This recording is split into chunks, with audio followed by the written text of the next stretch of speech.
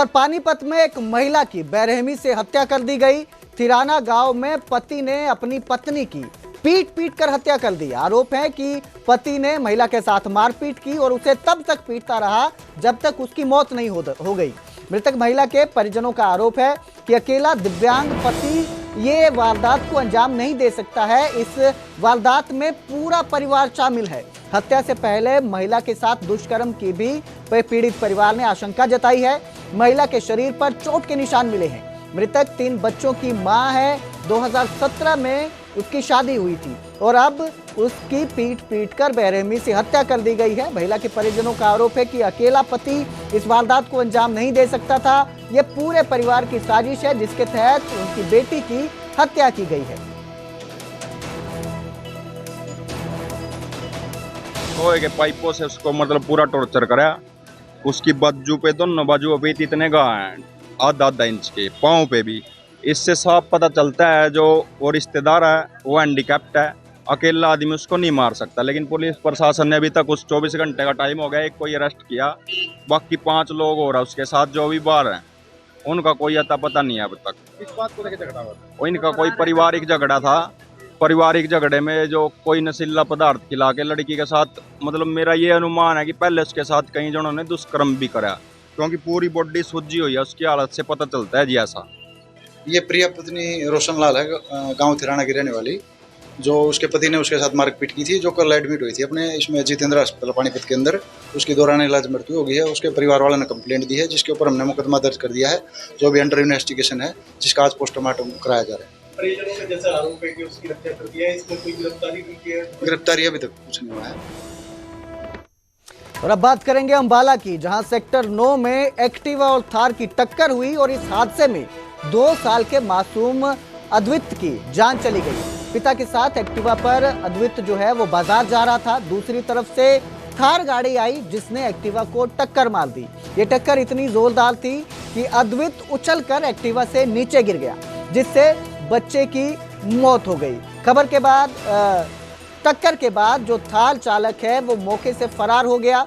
Police line स्थित आरोग्य अस्पताल में डॉक्टरों ने बच्चे को मृत घोषित किया है। पुलिस ने थार चालक के खिलाफ मामला दर्ज कर लिया है और उसकी तलाश की जा रही है। तो ये सीसीटीवी आपकी स्क्रीन पर दिख रही है, जिसमें पहले एक थार गुजरती दिखाई देती है, नजर आती है, जो जाती है और आगे जाकर एक स्कूटी को टक्कर मार देती है। इसी स्कूटी में अद्वित जो था वो अपने पिता के साथ जा रहा था और जैसे ही टक्कर होती है वो उछलकर नीचे गिर जाता है, जिसके बाद उसे अस्पताल ले जाया गया, लेकिन वहां पर डॉक्टरों ने 2 साल के अद्वित को मृत घोषित कर दिया। मैं सेक्टर 9 की मार्केट में अपने बच्चे के साथ जा रहा था जी। आगे से थार वाला स्पीड में आया जी, उसने टक्कर मारी पहले सामने से। उसके बाद बच्चा गिर गया जी, ड्राइवर साइड में गिर गया बच्चा नीचे। गड्डी चढ़ गई छत पे जी सारी, सारा ब्लड लॉस हो गया था जी। थार वाला मौके से दौड़ के क्या हुआ? नहीं, थार वाला आया था जी, सबरवाल तक आया, वो छोड़ के उसके बाद नहीं दिखा जी मेरे को।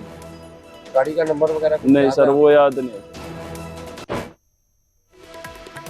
तो उधर हिसार डीजे विवाद थमने का नाम नहीं ले रहा है। युवक की इस मौत के मामले में पुलिस के खिलाफ एफआईआर दर्ज करने का अब विरोध किया जा रहा है।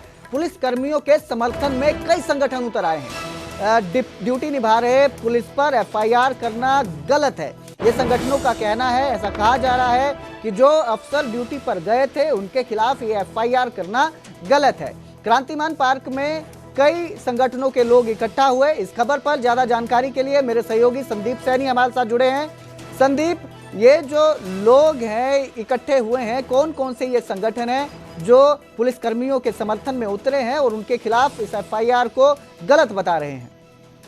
इसमें रिटायर्ड कर्मचारी संघ जो है वो उतरा है और जो पुलिस के जो भी रिटायर्ड कर्मचारी हैं वो उतरे हैं, और जो अन्य संगठन है, किसान संगठन है, कर्मचारी यूनियन है, वो आज इकट्ठा हुई थी और इन्होंने फैसला लिया है कि 24 जुलाई तक अगर सरकार जो पुलिस पर जो एफआईआर दर्ज हुई है उसे रद्द नहीं कर देती तो 24 जुलाई को वो हिसार में इकट्ठा होंगे और प्रदर्शन करते हुए हिसार के लघु सचिवालय पर जाएंगे और मुख्यमंत्री और राज्यपाल के नाम ज्ञापन दिया जाएगा कि जो एफआईआर पुलिस पर दर्ज हुई है वो उसे रद्द किया जाए। उनका कहना है कि जो एफआईआर दर्ज की गई है वो गलत है और जो डीजे विवाद का जो मामला था और जो युवक हैं उनके ऊपर आपराधिक काफी मामले दर्ज हैं और इस तरह से वो हुड़दंगबाजी कर रहे थे और पुलिस कर्मचारी उन्हें रोकने के लिए गए तो जो युवक थे उन्होंने ही पुलिस पर हमला किया। पुलिस ने अपने बचाव में उनके ऊपर हल्का बल प्रयोग किया था, लेकिन ऐसा कुछ नहीं कि पुलिस ने उन पे लाठीचार्ज किया हो या वो और कुछ हमला किया हो। युवकों द्वारा ही हमला किया गया था और जो युवक की मौत है वो खुद डर के मारे वो छत से कूद गया था, उसकी वजह से ये मौत हुई है। जब जो संगठन है उनका साफ तौर से कहना है कि जो पुलिस पर एफआईआर दर्ज की गई है वो गलत है, अगर वो रद्द नहीं की जाती तो 24 तारीख को प्रदर्शन किया जाएगा। जी बहुत बहुत शुक्रिया इस तमाम जानकारी के लिए संदीप। तो संगठनों ने 24 जुलाई को बड़े आंदोलन का ऐलान किया है। आपको बता दें 7 जुलाई 2025 का ये पूरा मामला है जब डीजे बंद करवाने को लेकर पुलिस पहुंची थी और युवकों के बीच युवकों ने पुलिस पर हमला किया। भागने के समय जब पुलिस ने युवकों का पीछा किया तो छत से कूदकर युवक की मौत हो गई। इनके साथ कहीं गलत केस दर्ज हुआ है तो बिल्कुल भाई उधर सोनीपत में पुलिस के साए में खाद की बिक्री हो रही है। नई अनाज मंडी में किसानों की भारी भीड़ दिखी। यूरिया और डीएपी के लिए लंबी कतारें लगी दिखाई दी। भीड़ को संभालने के लिए पुलिस तैनात की गई। खाद लेने में किसानों को परेशानी हो रही है। सोनीपत में खाद की कितनी किल्लत है वो आप इन तस्वीरों से समझ सकते हैं कि कितनी लंबी लाइन लगी हुई है खाद लेने के लिए।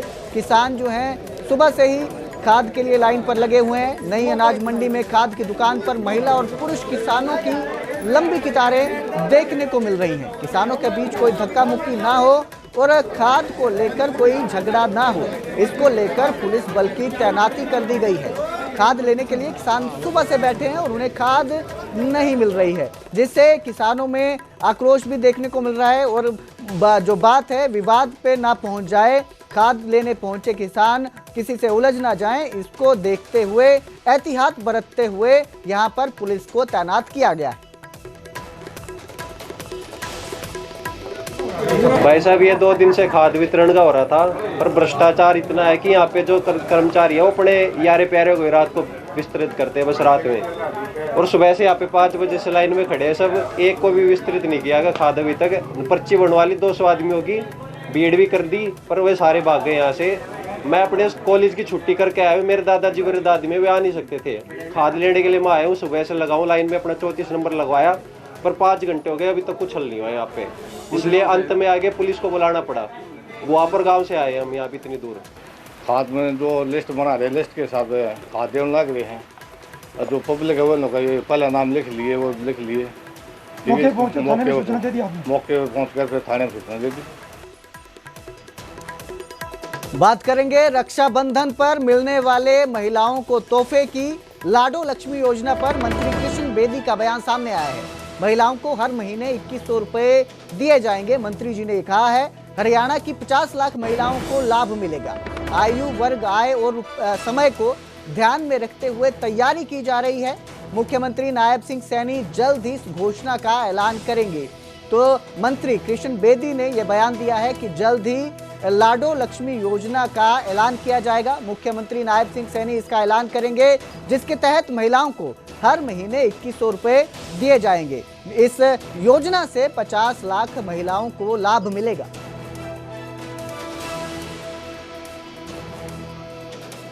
देखिए, हम चुनाव में जब गए थे तो हमने एक वादा किया था कि बहनों की हर महीने कुछ आर्थिक मदद हो, और 2100 रुपया पर महीने बहन की रसोई के लिए, उनके परिवार की सहायता के लिए सरकार की तरफ से एक सम्मान बहनों का बने, उसकी हमने घोषणा की थी। और हरियाणा सरकार लाडो लक्ष्मी योजना के ऊपर हमारे माननीय मुख्यमंत्री जी के निर्देशानुसार, पार्टी के और घोषणा पत्र के निर्देशानुसार हम तैयारी में हमारा विभाग लगा हुआ है। और उस पर कई प्रकार की एक्सरसाइज और लंबी लंबी बैठकों के बाद हम काफ़ी आगे तक बढ़े हैं। वो आयु वर्ग की बात भी है, आय वर्ग की बात भी है, और समय की बात भी है। हमने 3-4 प्रपोजल विभाग ने तैयारी कर ली है, उसमें आयु वर्ग को ध्यान रखते हुए भी की गई है। आय को भी और समय को भी।